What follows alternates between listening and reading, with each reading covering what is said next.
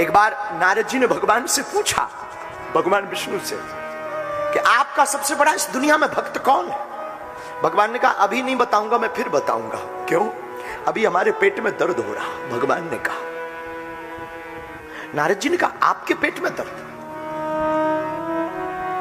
आप बताओ मैं क्या उपाय करूं, कौन सी दवा लाऊं? भगवान ने कहा अभी तो कोई खास दवा नहीं, मुझे किसी भक्त के चरणों की रज मिल जाए तो मेरा पेट का दर्द ठीक होगा। नारद जी ने सोचा भक्त तो मैं भी हूं, पर भगवान को अपने चरणों की रज दूं, नरक में जाऊंगा, लोग क्या कहेंगे, लोग ताना देंगे।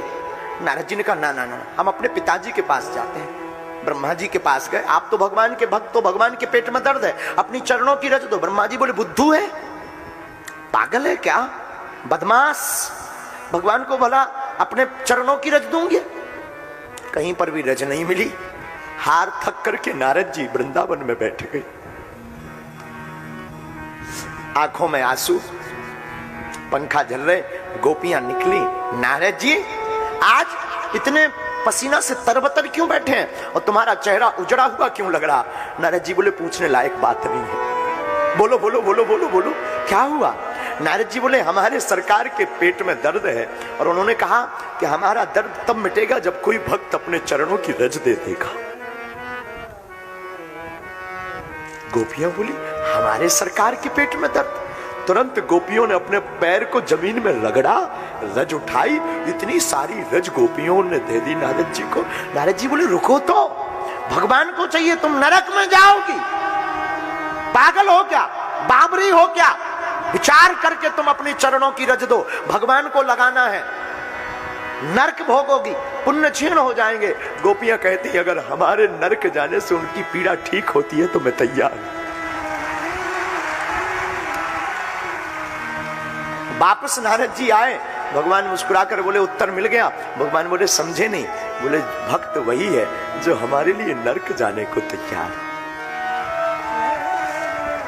मेरे पागल हो, हम तो भगवान का इंतजार भी नहीं कर पाते। कथा में भी आते हैं तो वीआईपी प्रोटोकॉल चाहिए, आगे बैठेंगे तभी कथा श्रोता है, मंच पर जाने को मिलेगा तभी कथा श्रोता है, कोई हमको बुलाए तभी कथा श्रोता है। मेरे साधु, कथा श्रोता वो नहीं है जो आगे बैठा, कथा श्रोता तो वो है जो सबसे लास्ट में हाथ जोड़कर भगवान की कथा का रस ले रहा है।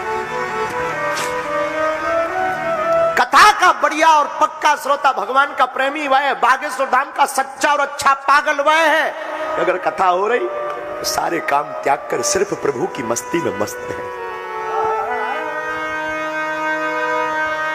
इसलिए मेरे पागलों, अभी तक हम सिर्फ नाटकीय मंचन करते हैं, लोगों को दिखाने के लिए पूजा करते हैं, और हम लोग इतने बदमाश आदमी हैं, दुनिया वाले दिख जाएं तो इतनी माला जपते हैं कि दुनिया वाले हमको बहुत बड़ा भक्त समझ लें।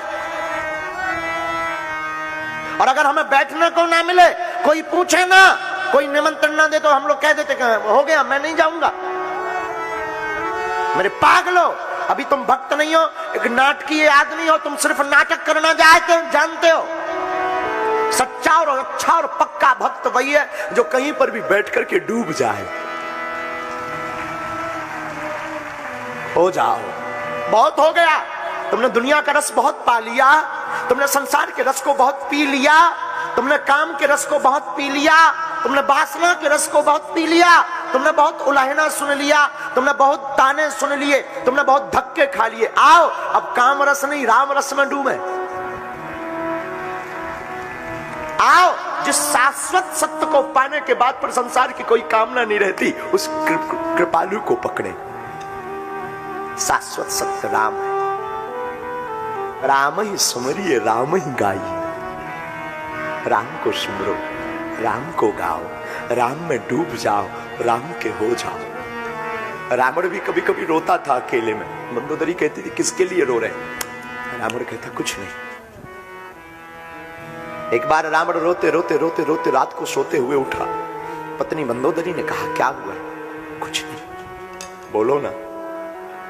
रावण कहता है पता है तुम्हें, जिनकी हम नारी हरण करके आए वो ब्रह्म है, तो तुम रो क्यों रहे? तुमने विवाद क्यों किया? तुमने हमारी बात क्यों नहीं मानी? अभी भी मौका है, तुम जाकर के उनकी पत्नी को वापस करो, माँ जगतजननी भवानी माँ जानकी को वापस करो। रावण कहते अब मैं ये भी नहीं कर सकता हूं, तामस देह है मेरी। तो फिर तुम युद्ध क्यों करना चाहते, फिर तुम भगवान से लड़ना क्यों चाहते, फिर तुमने भगवान से युद्ध का रास्ता क्यों चुना? पता है तुम्हारा विभीषण भाई कितना भाग्यशाली है, राम जी के बगल में है, राम जी के चरणों में। रावण चिल्लाड़ करके चिल्ला करके कहता खबरदार चुप हो जा मंदोदरी, विभीषण बुद्धू है। मंदोदरी कहती कैसी बात कर रहे हो? हाँ, रावण कहता विभीषण बुद्धू है, वो तो बगल में प्रभु के खड़ा है, जितना दर्शन का आनंद मुझे है सामने खड़े होकर के उतना विभीषण को नहीं। रावण कहता मैंने विरोध ही इसीलिए लिया कि विभीषण ने तो भगवान को हमेशा बगल में देखा है, भगवान का पीछा देखा है। हमने तो प्रभु की वो भौएं देखी, वो नेत्र देखे हैं, वो बाण चलाते देखा है, वो मुस्कुराहट देखी है, वो भगवान की अलकावली कलकल के लो भगवान की वो झलकती हुई लहराती हुई भगवान के केसों को देखा, भगवान के वो लाल लाल होठों को देखा, भगवान के वो शंख जैसे कपोल गालों को देखा, भगवान का शंख सा भरा हुआ वो हमने गर्दन को देखा, गला को देखा, भगवान की वो वीर की भुजाएं देखी, वो हमने रघुवीर की अलकावली को देखा, वो विभीषण को नहीं मिला है। इसलिए मेरे पागलो तुम्हें रस जहां मिले वहां डूबो, और शाश्वत सत्य राम है।